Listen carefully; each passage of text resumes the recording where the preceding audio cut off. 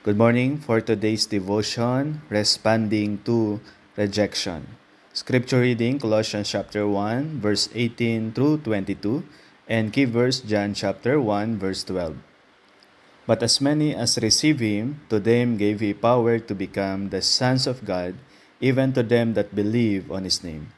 Ang isa sa paborito ni Satan na mga traps sa mga anak ng Diyos ay ang dalhin neto sila sa buhay na mararamdaman nila na sila'y minamaliit.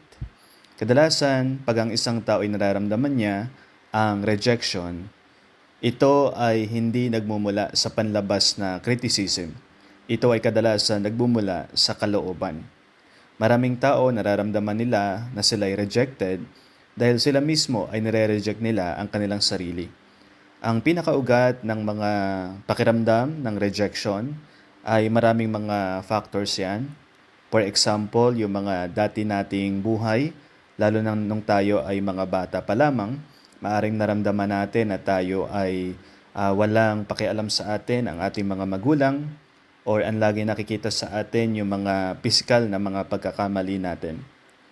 At itong pakiramdam na ito ay patuloy na lumalago at patuloy na yumayabong sa ating mga buhay sa paglipas ng napakaraming mga taon. Sa panahon na tayo ay mga tumatanda na, ang tao ay nakakaramdam pa rin ng rejection. Kaya sa buhay ng mga adult, kadalasan pinapractice nila yung perfectionism na iniisip nila na sila ay laging tama. O may mga tao na kung saan sila ay masyadong mapagmataas or mapagkontrol ng ibang tao.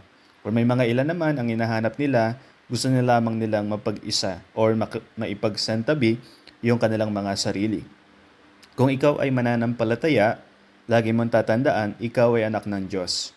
Ikaw ay special sa paningin ng Diyos. Ang iyong fingerprints ay nag-iisa lamang yan.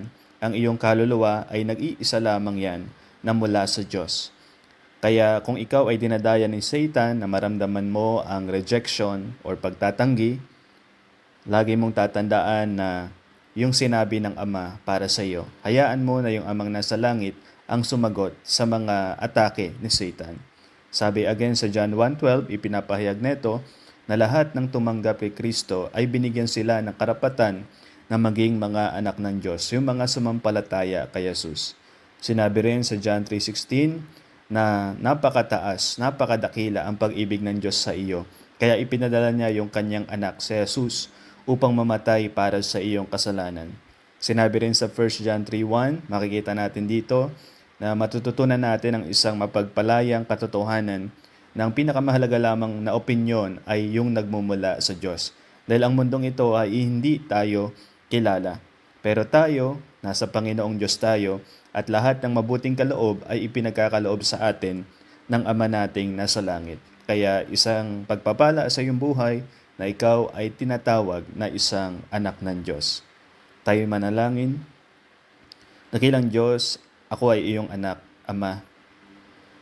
Ako ay anak ng Hari. Tulungan mo ako at ma-realize kung sino ako sa iyong paningin. Dahil naniniwala ako, O Diyos, ang pinakamalagang opinyon ay ang nagmumula lamang sa iyo. Salamat, ako'y tinawag mo bilang iyong anak. Sa pangalan ni Jesus, Amen.